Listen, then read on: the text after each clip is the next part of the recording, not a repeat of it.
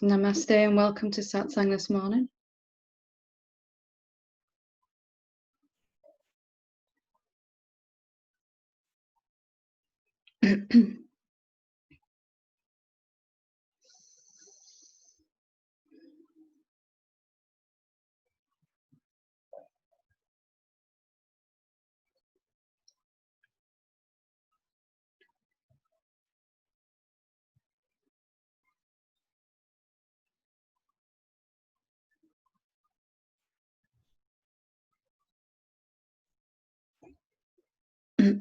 So we've been working on a series of three integral parts of the teaching here, the core of the teaching.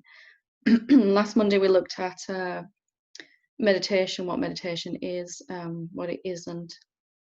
In its most direct form, I should say. There are plenty of other forms of meditation. And then on Thursday evening we looked at self-inquiry, and perhaps the way I presented self-inquiry on Thursday might be slightly different to how you've experienced it before. And I want to finish this set of three with a discussion about contemplation, because it's something that is that was and still is inherently part of my teaching, my own experience, my own transcendence of karmic patterns in particular. And it's perhaps the most powerful tool of all. If you just kind of learn this one thing, it's a kind of an art and a science. And it really is the same as meditation and self-inquiry. You'll see the parallels between them as we go through, hopefully, today. But it is atomically powerful at helping you burst through. We all have these areas in our life where, we can sit in meditation, experience a profound peace and silence, and then our mind starts talking, or some emotion surges, or something happens in our experience, and our attention seems automatically drawn to that, and we may not be able to, in those moments, feel as if we can even access that silence and peace again. It may feel as if we don't have a choice. It's easy to say just stay as a self and meditate, but for myself and for many others, there are certain emotions that come up regularly. There are certain events that happen regularly in our lives, and certain thought patterns that seem to obliterate our ability to meditate on the self in those moments. So contemplation really was something that I kind of discovered, and it wasn't at all what I thought it was. And that's why I want to kind of bring it forward here as a vital part of satsang, because it just not only did it allow me to get back to silence in any moment, to that peace, to that real self, but when practiced properly and fully, it will completely destroy the seed of these karmic patterns, these vasanas or samskaras, whatever you want to call them, the areas of our life that are just not going so well, let's just say. So I'm going to explain a little bit about what it is, and then I'll give some examples of questions that we can use for contemplation, and kind of the process that we would go through with that. And then later on, I'll open it up if there's any questions. If anybody wants to go through some live contemplation, if they're having a challenge, we can apply what I'm going to say to that particular issue, and it'd be a wonderful thing to share with everyone on this. So first thing is, contemplation is not, I think when I first heard that word, I kind of had this image of Socrates, sort of sitting on a rock somewhere, thinking about things, but it's really so much more than that. It's something much deeper than that. And contemplation is really going to show us where we are still focusing on phenomenal answers in our life. So as in meditation, we began to focus on Monday, or we brought the focus to that part of our experience which is constant. The background of our experience is happening. What's changing and happening and arising in this moment is where the focus of attention goes habitually, and we're training attention to go to the background, to that which is quiet and not changing. And then in self-inquiry, we did that kind of in a more direct way. We looked at all the phenomenal answers that would come up to the question, what really am I, or what is reality? And then as we stay with those phenomenal answers and stay open and stay with the question, eventually the non-phenomenal answer, that which is unmanifest you, that which is not changing, not growing, not becoming, at some point that becomes obvious. It begins to present itself in our experience. So our meditation will show us which thoughts, which experiences, which emotions we still habitually attention goes to, as if we don't have a choice in that moment. So when that happens, when some karmic pattern arises in our experience, it's going to be made up of three aspects. It's going to be made up of some thoughts and usually some negative emotion to varying degrees of intensity, or several emotions all at once, and some experience in our outer world, or in our mind and our body will have some experience. So there's a lack of something we feel we need in our experience, something doesn't show up when we want it to, then there can be fear inside about that, thoughts about it, how we're going to get it, what we're going to do. There could also be anger around that. Why isn't it happening? What am I doing wrong? All of this kind of thing coming up.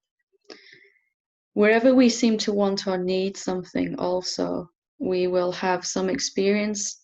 The karmic pattern will be made up of three things: the experience in our relationships, our finances, our world, or our body, and some negative emotion will be present usually, and some thoughts around it.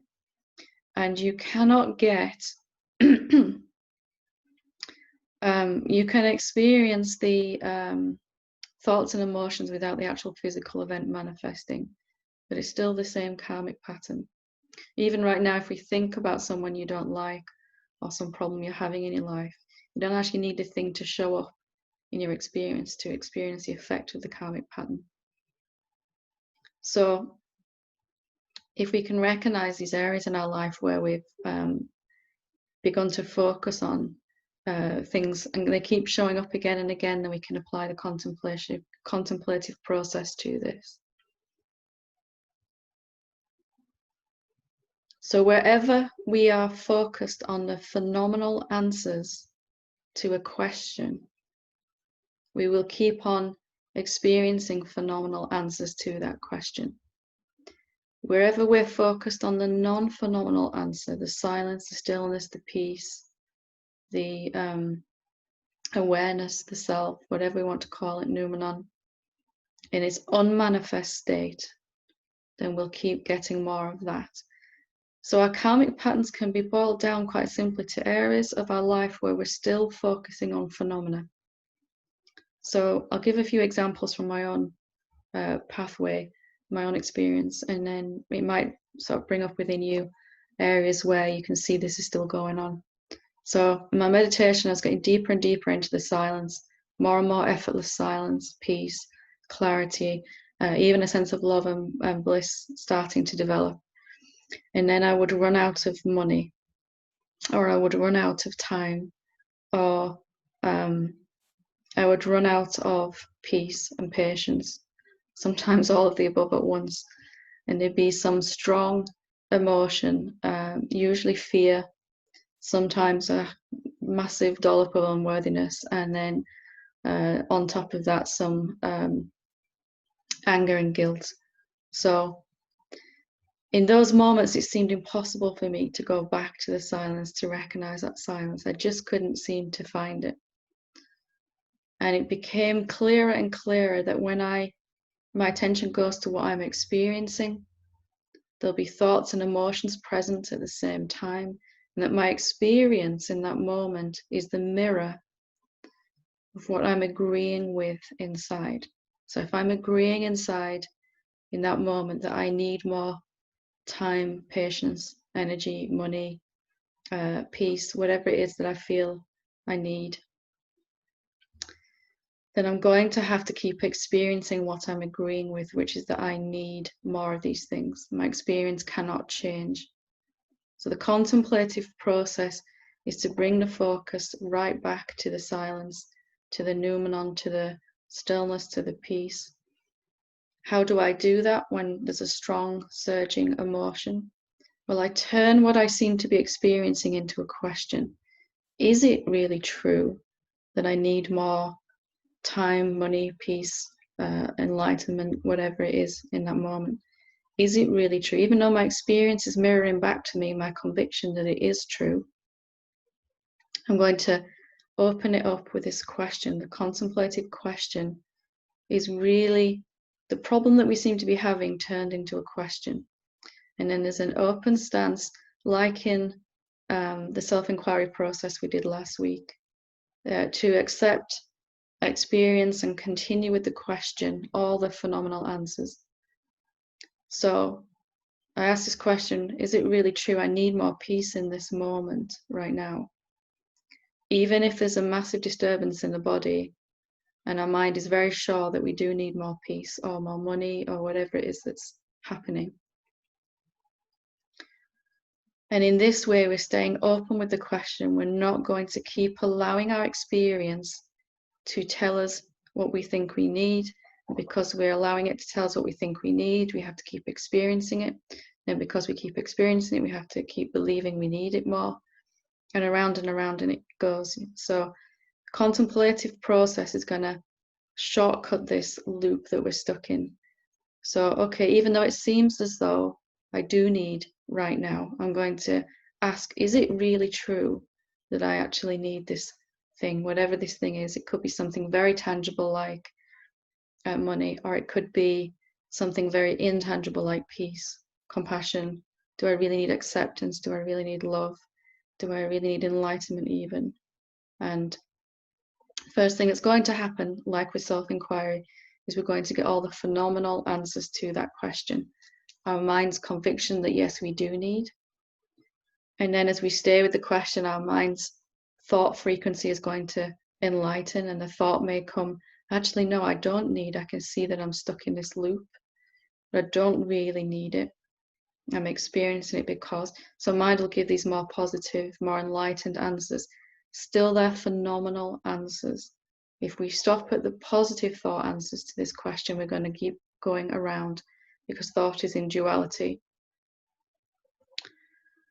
And then if we continue to stay with this question, is it really true I need or I want whatever it is in this that we're putting in, fill in the blank with your experience? Then we're going to go to the emotional answers. So first is fear, guilt, anger, unworthiness, shame, everything we could possibly experience, irritation, frustration, any and every negative emotion, even all of them kind of bundled together as this massive sense of overwhelm in that moment, where there's just so much energy, it seems to be overwhelming the system, the nervous system. And then as we stay with the question, we're also going to experience much more positive emotional answers, a sense of relief, a sense of lightness, a sense of opening, a sense of something shifting inside, maybe a slight smile or a joy coming eventually, the longer we stay with this question. And then as we continue with the question, our experience is going to start to change. And how we feel inside is going to start to change. Eventually, at some point, the silent witness, the emptiness, the nothingness, formless awareness, beingness, consciousness, whatever we're calling it, is going to present itself as an answer to this question. Now, if we stop at any of the thought, emotional, or experiential answers, then we're going to be continuing the loop, because there really is only two types of answer to a karmic pattern, and that's the phenomenal ones and the non-phenomenal, unmanifest answer. If we stay with the question in our contemplation, until all we experience is silence, emptiness, nothingness. Whenever this situation arises, or whenever the emotion arises, or whenever the thoughts come, we can ask this question immediately and allow it to open our experience up. And when we allow our contemplative question to come back to the silence, we take it back to the silence every single time, we are destroying the seed of this karmic pattern, which is that we haven't, as we allow the silence to be the answer that we prefer gently, we're not making the other ones wrong, but that we're not stopping with the question until we get back to this silent peace. Then in that silence itself, thinking stops, mind stops, and there is no more seed for this thought pattern to then experientially manifest in our life in a phenomenal way. So we'll either be experiencing our thoughts and emotions about the trigger event that's happening, our karmic patterns, or we'll be experiencing the non-phenomenal answer around it, the silent awareness, knowingness. So if you can see what I'm experiencing, either in my finances, my relationships, my body, my work life, wherever the pattern is playing, is a reflection of my agreement with the thoughts about it. My focus on those thoughts, even if it seems automatic and involuntary, is giving agreement to it. The very fact that attention goes there means we're going to experience those thoughts over and over again. So what's the way out of those loops? It is to say, well, my experience isn't ultimately real. It's happening because I am a formless self already, infinitely powerful. I'm going to put my attention on these thoughts or this emotion. I get more of the same. And if I stay with the question, if I turn that into a question, if I go from, I really, really am sure I need this thing, to, is it really true that I need this thing? And I stay with that question every time it comes up, every single time it pops up. I go to work with the question where I can remember it. I'm driving around with the question. I'm making a cup of tea with the question. Every time it pops up, I take this question back to the silence. Then I'm destroying the root of the karmic tendency. And at some point it won't arise. And even when it does, before it's destroyed, you won't be suffering. You'll see, here's an opportunity to take my focus back to the silence. So contemplation dovetails really well into meditation, self-inquiry. It's a kind of focused inquiry, if you will, on which type of answer we want to live from. So in my own pathway, I did this. I did the meditation, accessing the silence, the awareness, the stillness as often as possible. And where I felt I couldn't, or something kept on happening, I'd apply this contemplative process, and I would stay with this question until there was silence, only silence. And then when I experienced the silence in answer to the question kind of got dropped. Next time it came back up again, I asked it immediately and took it right back to the silence every single time. If you look at your life and the areas where your life isn't functioning so well, or where your meditation gets disturbed, or where your awakening seems to be sabotaged, it will be where you're really agreeing with thoughts or emotions about something, or allowing experience to kind of tell you some experience happens and there's some inner agreement that this is, yes, I need.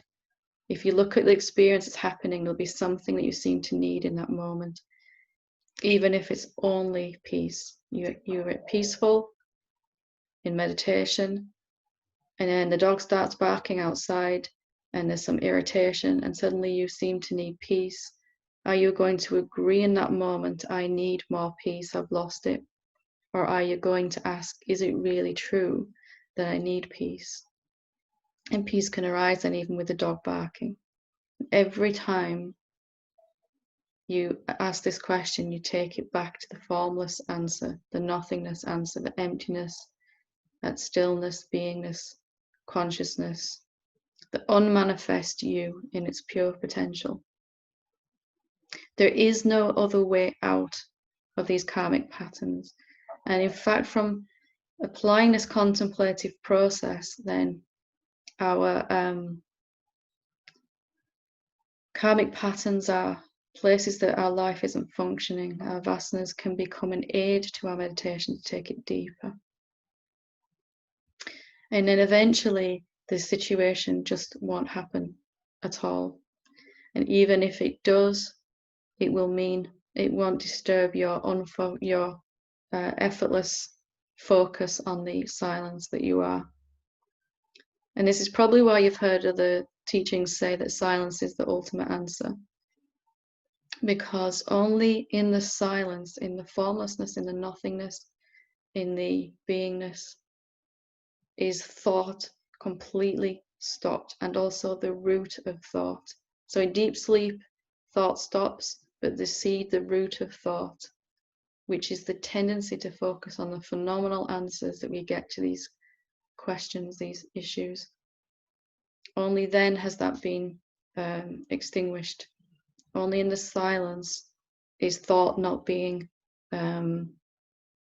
proliferated. Nothing wrong with thought, but the more you wake up, the more power you have in the mind and body, the more immediately you're going to experience where your focus is. So the only thing we can really have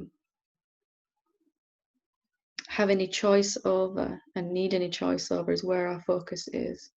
So some experience can be happening right now, and in the openness of the question, if you stay open and don't stop at the thought answers, don't stop at more positive thoughts, don't stop at more positive emotions. Those are nice and evidence of questions deepening, that you're staying with the question. But if you stop there, you're going to have to go around again and again and again. And I'm sure that we all could think of an experience that's happened in our life where this is has been occurring again and again in a loop that seems endless to get out of until you can apply this process. So contemplation is a science, it's an art, it's a profoundly practical and simple way to dissolve our karmic patterns, the things that disturb us. And it's immensely powerful when combined with meditation. You access the silence where I can't, I'll contemplate till I get back to silence. Or self-inquiry, what really am I? I'm either going to be focused on phenomenal answers to that question or non-phenomenal answer, the only one that's always there. And the result of all of these three becomes contemplation, self-inquiry, meditation. You can see hopefully that there's very, very similar. They're just a slight twist on the same thing to help when certain things come up. And then the openness of a question will, in self-inquiry and contemplation, will open us back up. Your life is going to show you, is showing you where your attention automatically goes to certain thoughts and emotions. Just because you've been doing that for years doesn't mean it can't stop in this moment. What do I seem to need or want when this thing happens? And can I turn that into a question? And what happens when I stay with that question? Well, is that true actually? With an openness to see. It seemed true because I keep experiencing it, but I keep experiencing it because it seems true. And the thoughts about it and the experience of it are the same one thing. One manifesting in here, one manifesting out there, the same one thing. And there is no other way to get to the root of our karmic patterns in this. Whichever karmic patterns you transcended, even accidentally, have been where we've lost interest in the thoughts and the emotions behind it. The emotion doesn't bother us anymore. It's just a simple, more direct way to apply this across the board. So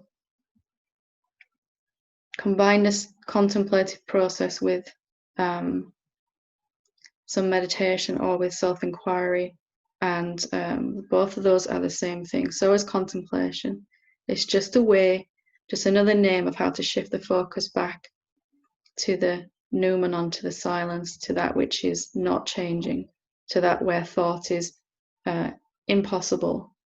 There is no way to have your focus on phenomenal answers of thought and emotions, or on the silent, still awareness.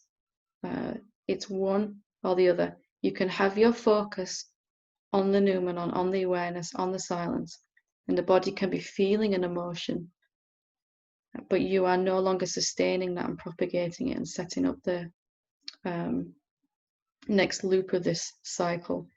If your attention is on that which is not changing, and the question has taken you back to that, then this could be the very last time you experience this emotion, this pattern, this experience in a particular way it comes. And then your experience will begin to agree with your knowingness, the silence that says, I don't need anything. I don't even want anything. There is nothing wrong right now. All that seems obvious in that silence, that peace, is going to become a very much lived experiential reality. It's not going to be just a theoretical thing.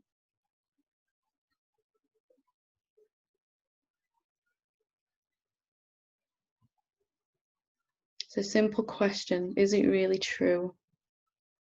And it's staying with that question until the thoughts, the emotions, and the experience have shifted and you no longer have to experience them anymore. That's when you can drop the question.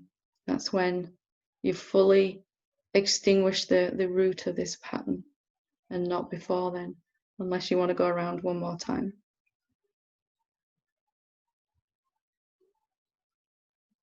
So I'll take an example, but if anybody wants to go through a particular example or something that's going on in their experience, then you can click on participants and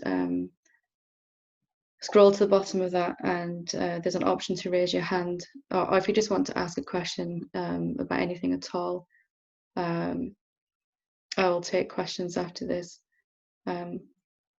With a couple of hands up, let's go directly to the questions, because they're better live, real life examples of how to apply this, hopefully. So we'll start with Sophie.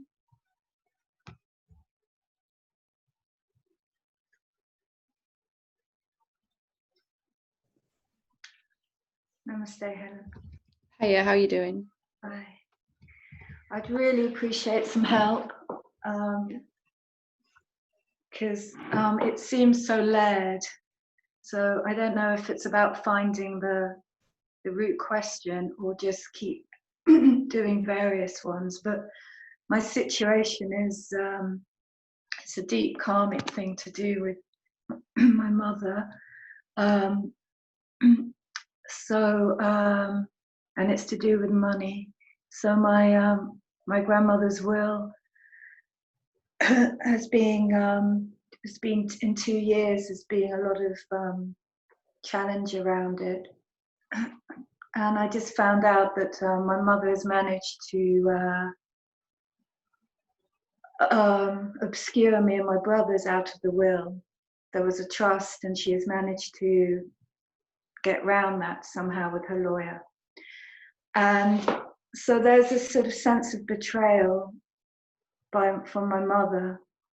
Then there's a real anger about sort of feeling dominated, and a sense of like being, having just utterly been manipulated, which is something in my life, this sort of maternal force that you want to be a loving presence, just has this capacity to kind of like take you over and manipulate and around, and then there's the money aspects that's around that kind of desire for money, which is another layer of it.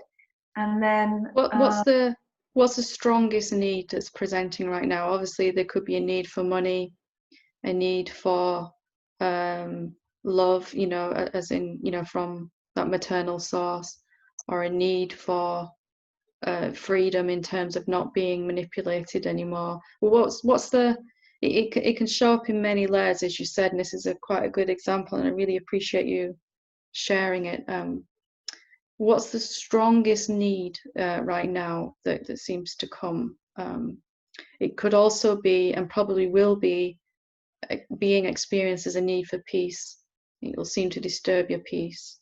So any one of those, whatever's strongest right now, be what I'd suggest starting with, because the physical situation, the financial situation, the situation in your relationship with your mother, the situation inside, the lack of peace, the sense of disturbance, are all part of one homogeneous thing. So if we look at any particular part of it, any way it's presenting as a need, and stay with that sense of need and question it until all of those parts have disappeared, then it doesn't matter in particular which way we kind of tackle it. But to get the most relief now, let's start with the strongest sense of need. What is the sense of need that comes up?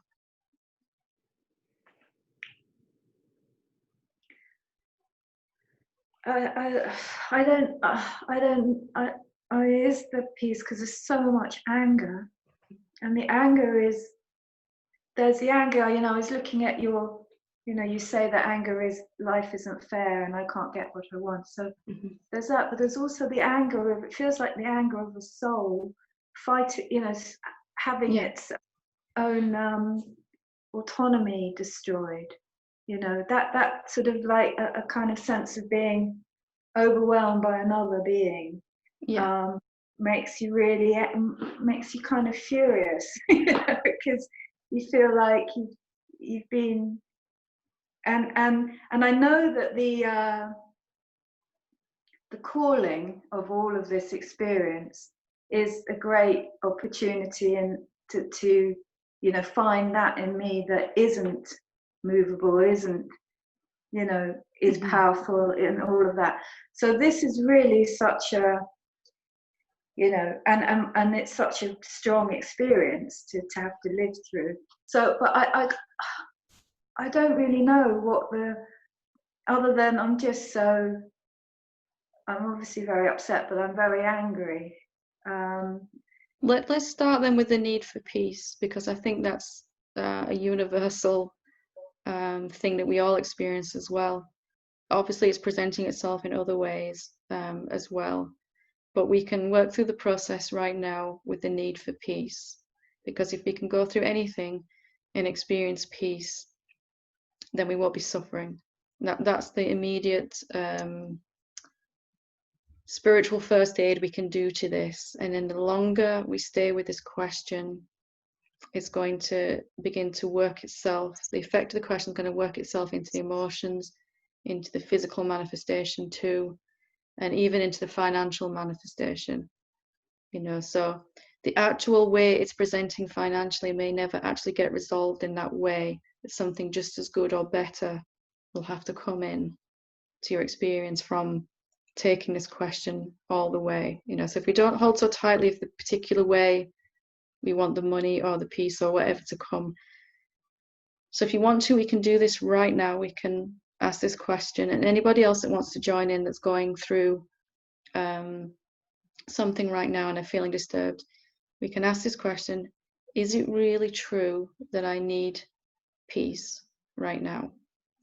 And all I want you to do, Sophie, is just to tell me what's happening inside when you ask this question. Is it really true? Even though I seem to need peace, I really, really seem to need peace. Is it really true? And it doesn't matter if there's long gaps between your answers. Just want you to tell me what's happening inside your experience when something changes, or probably your mind's telling you, yes, you really do need peace right now. It's not here, And we're just sitting with the question with an openness, curiosity. Is it really true, actually? Because we know what happens if we go with the thoughts on this one, So what's happening inside when you just sit with this question? Well, there's a lot of I feel like I'm coming up against a wall inside of myself. of the emotion, of the resistance to peace. I don't know, it's like, as you said, the holding on to the whole circumstances of that situation. It's this kind of indignant righteousness. My mind is very much yes, but yes, so but I want, I've been done over. It's that kind of like. So there's some negative thoughts.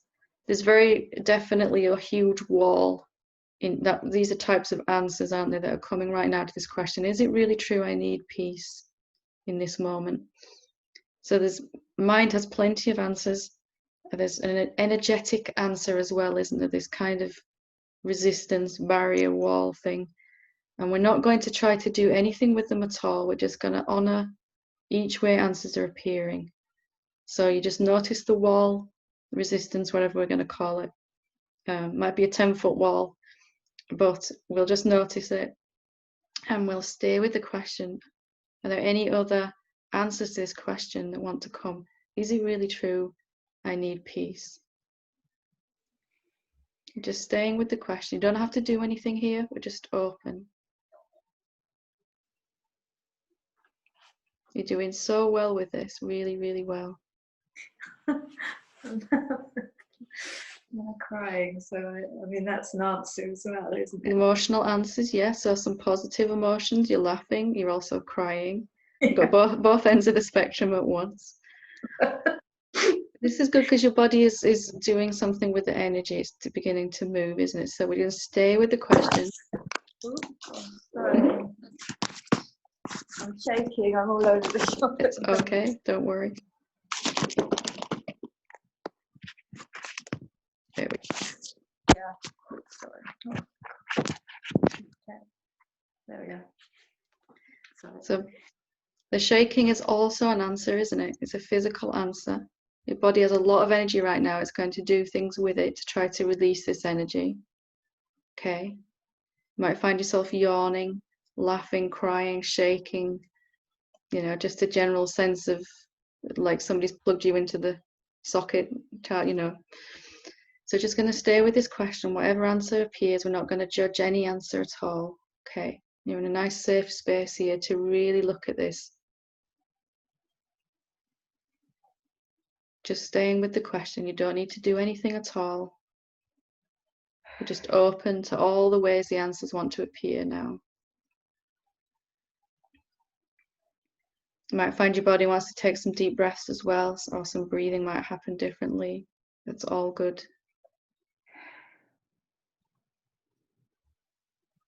And maybe we can see that perhaps before we've been focused on, we've stopped at the thoughts and the emotions only, out of habit, out of not knowing any other way perhaps.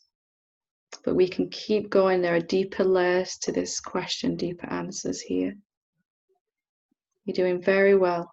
Really, really well.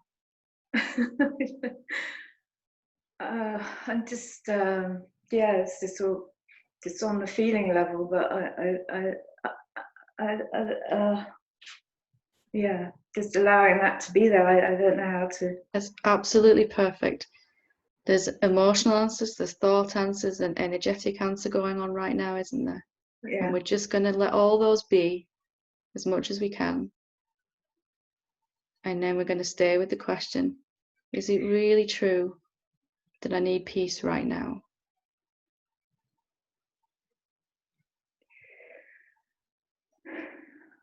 It doesn't matter if it's a long while between your answers, Sophie, you're doing so well. Take your time.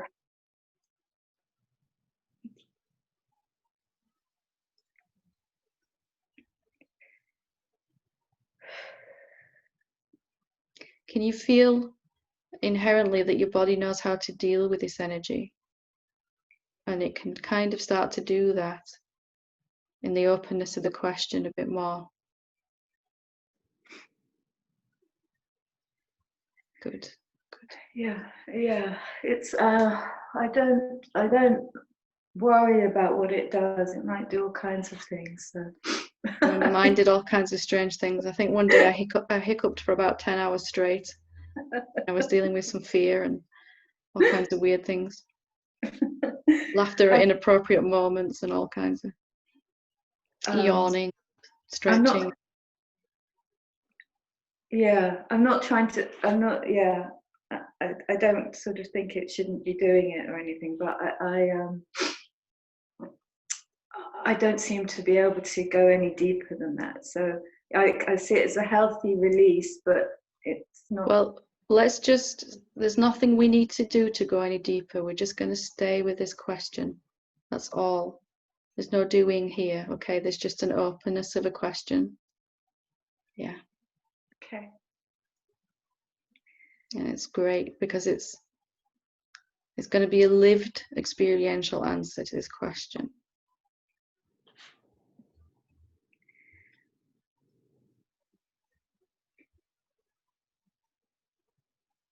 And however long the emotions come for and the energetic answer, totally honor that.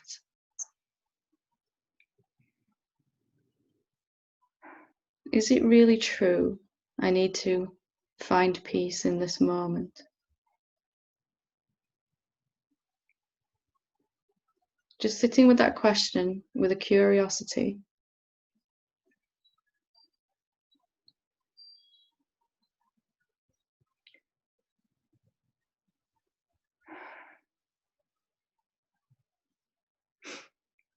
Right now you might be experiencing a different type of answer, which is a starting of a relaxation in the body.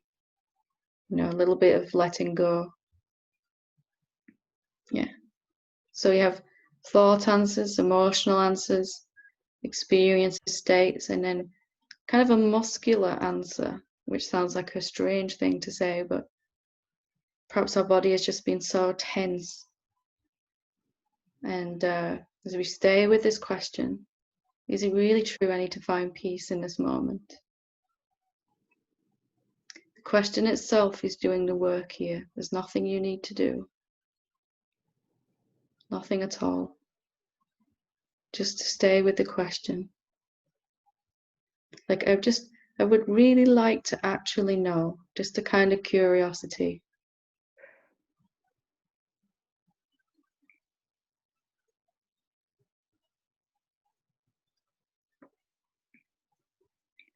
You're doing so well.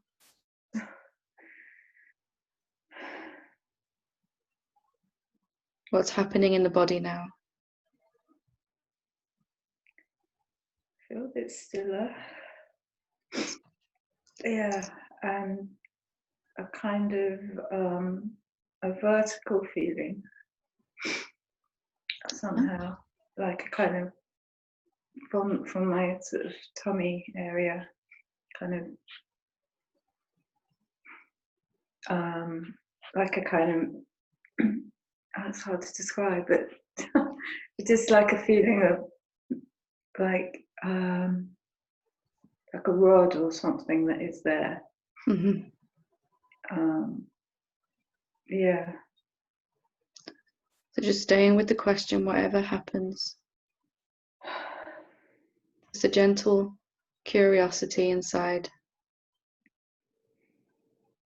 Even though we've experienced many times that it seems true, we can always choose the question instead. We can stay with the question.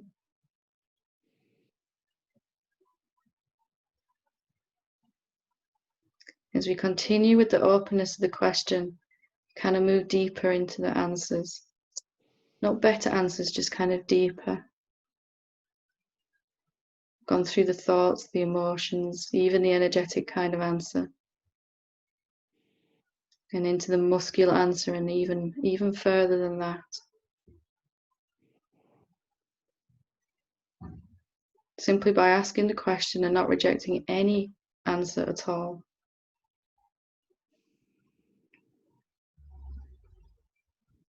What's happening now then? Well, the mind is saying it doesn't know, but on an energetic level, there's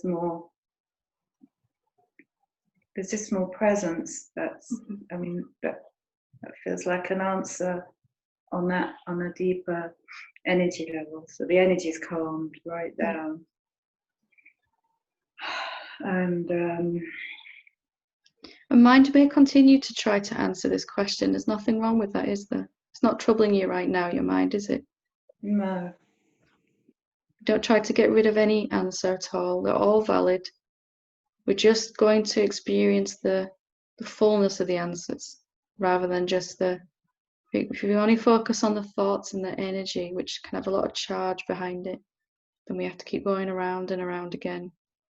Right now, you're transcending this karmic pattern. Right now, with this question. You're even starting to look a little different. You're getting your zen back, yeah. Okay. Thank you. What's going on in the body now?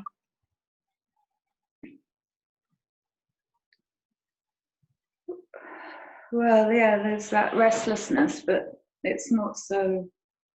It's not. Does that have to disappear before you find peace, or is there peace now, right now? It's kind of strange because there's peace, but the question is, I don't need peace, so it's kind of like a contradiction. So you're experiencing now the experiential answer to the question, is it really true I need to find peace? So we can either think we need to find peace or really feel we need peace, or we can actually experience peace as an answer to that question. And sometimes all of those, there can be thoughts, still be a kind of restlessness energetically, but also peace. And the more you do this, every single time this comes up, you ask this question, the less phenomenal answers you'll get before the peace arises, and eventually only peace. If you stay with this question every time this situation arises in your life, either emotionally or actually physically or financially, until the emotions and the financial situation and the thoughts are no longer coming, not by rejecting them, but by going right through them and deeper into the moment. And you get to a point you can't even remember what the question was because it just seems irrelevant because you're experiencing peace.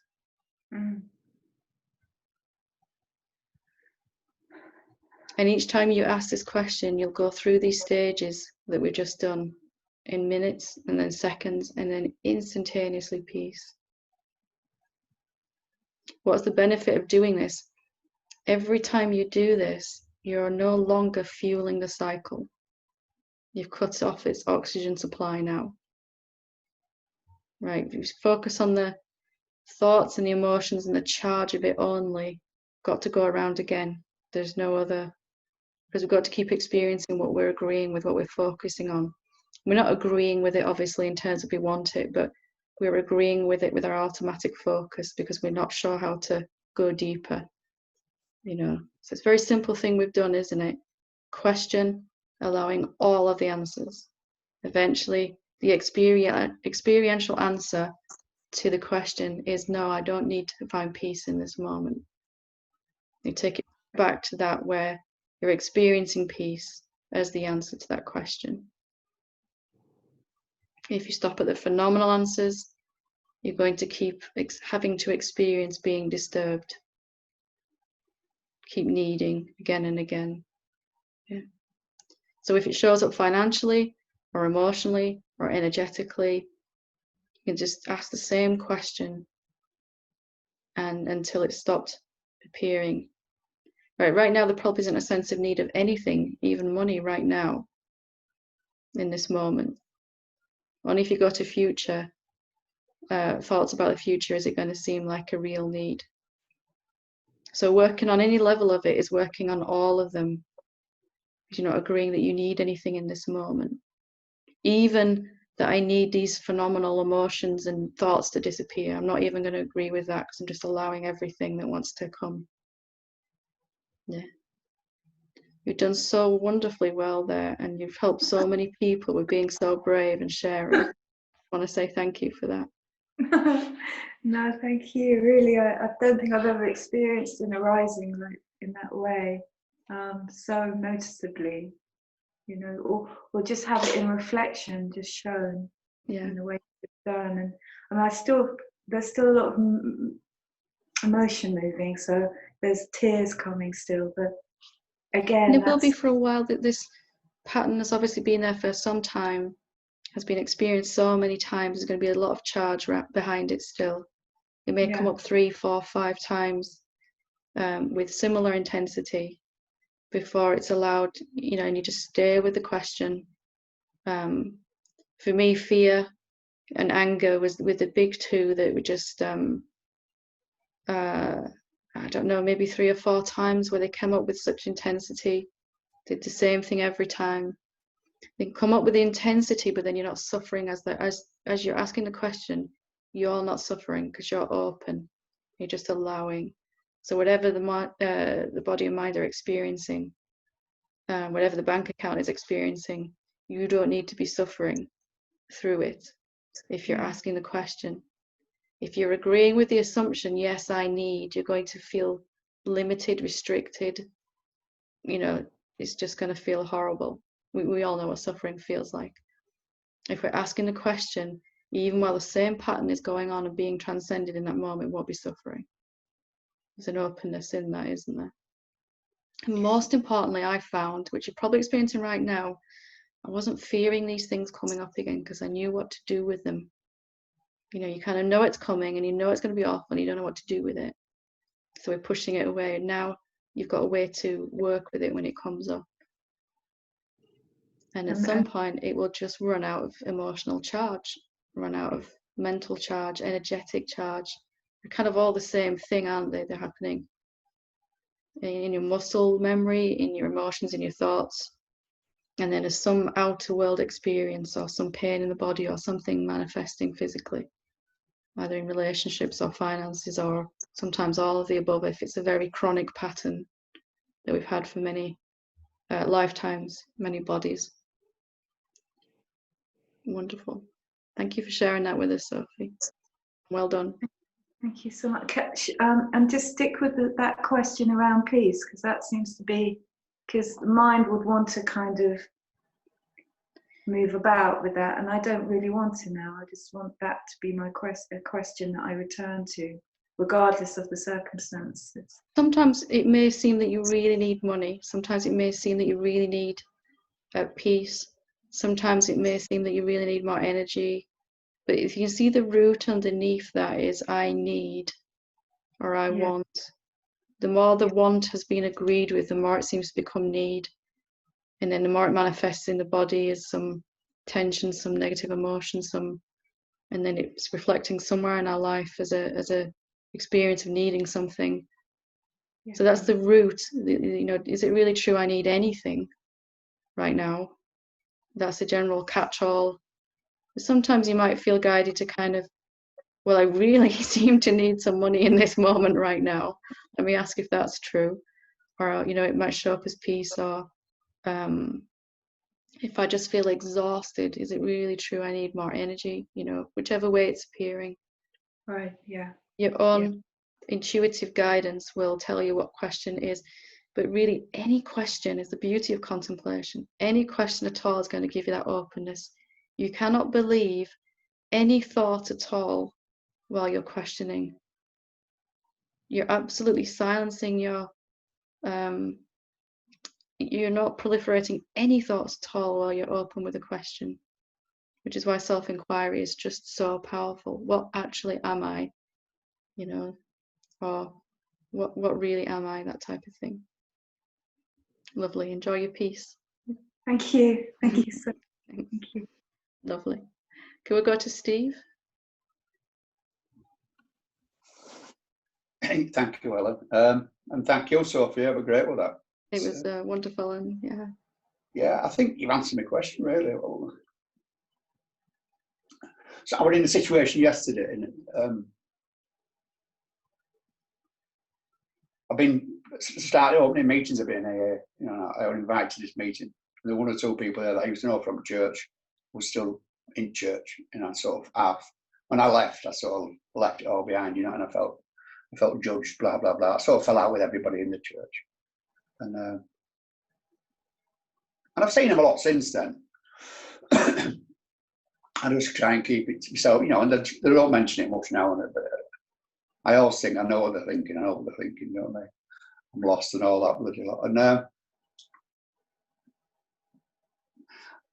when I was doing it, going back about 30 odd years ago now, but when we were doing it in AA, we did cause a lot of trouble, a lot of division and blah blah blah blah blah. You know what I mean?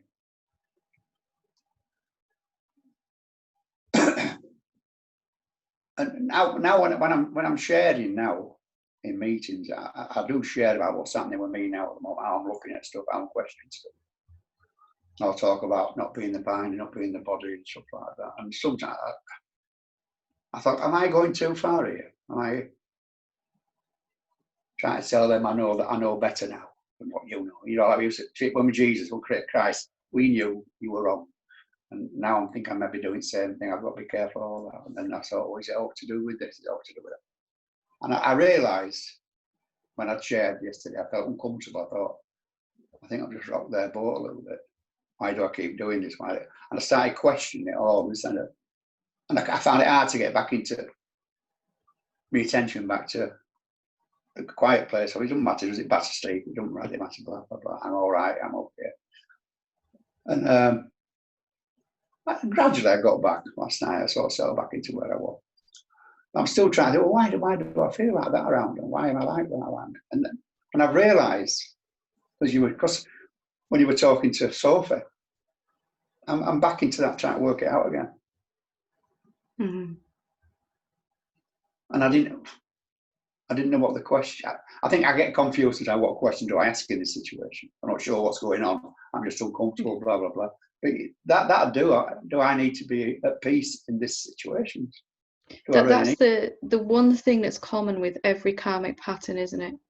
Whether it's manifesting financially or relationships or emotionally or you know some illness in the body or all of the above, the one common factor with all of them, and if you look at all the ways that these vasanas, these patterns have manifested in your life, there's one common thing underneath them, and that is a lack of peace, suddenly a sense of disturbance, and a seeming absence of peace. And that's the one thing that's always present in all of them. You know, if we could go through any situation in utter peace, we wouldn't be trying to change that situation at all, no matter what happened. We'd be, you know. So that's the one common root, isn't it? Like you said, there's always this one thing that seems to be missing in that moment, and that's peace.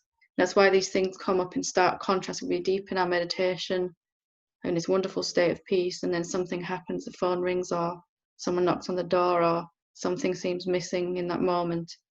And it seems to manifest in the emotions in a physical way as well, but always as a lack of peace. Yeah. I seem to lose my peace. And that's the root need, isn't it? That something can, this idea that something can bring me out of the peaceful place, out of the silence, and that became my really important question for me. Can something bring me out? Is it really true something can bring me out of this? You know, and I really stuck with that question for about 3 months or something, like, you know, almost like a mantra, but not like, you know, just every time I felt disturbed, like something had pulled me out of that meditative state. You know, some person, something missing, like money or argument with someone. It's not everything. I'm just like, okay, I seem to now need to get back to that state. You know, and that was the root of it. I need. But did you still find yourself sort of going through the debate? Can I change this? Can I, at first, you know? At is first, this doing wrong? Or, the more I stayed with the question, the less and less thought answers came to it, and there was more just emotional answers, and then peace. And then the more I stayed with the question, the less emotional answers even there were. There was just this energetic tension in the body, and then peace came, you know, as the final answer. And then when I still stayed with the question, the outer world trigger and even the tension began to disappear. It took a couple of months for the bodily tension, the contractions to fully go to where the body was just relaxed all the time and kind of open and forgot how to close up again. But all of that, I wasn't suffering through all of that because I was using the question, the openness of the question. You can't be, the body will experience tension and negative emotion when we believe thoughts. And when we're not believing thoughts with a question, there's openness, you know. And then whatever energies need to move can move. So the thoughts should be, without rejecting them, and the negative emotions, they should be diminishing each time you ask this question. You know, and then there should be less and less phenomenal answers. And eventually the only answer that remains, because your focus has been on it for so long, is the peace, the silence, you know, the stillness. Yeah, I think I'm all right. I think I'm on right track. I'm doing okay with it. It's doing all right, you know, it's working. Good. Just said, I thought, well, what's going on here? And then I realised when you were talking to Sophie, I thought, well, you just didn't know which question to ask. If you know, because the question, can it take me away from here? Didn't register this time. But maybe do I need peace in this situation now still? And I think that might have done it. Yeah, exactly. And even eventually there won't even be a conscious question, there'll just be a recognition. Hang on, I'm focusing on some phenomenal answer here. That's right, yeah. You know, and there'll be an automatic shifting of deepening into what other answers are there here that I've excluded in this moment. Lovely. Thank you. Keep up the good work. Good. Fantastic. Okay, we will leave it there for today then. Thank you very much for the brave sharing today, and Namaste.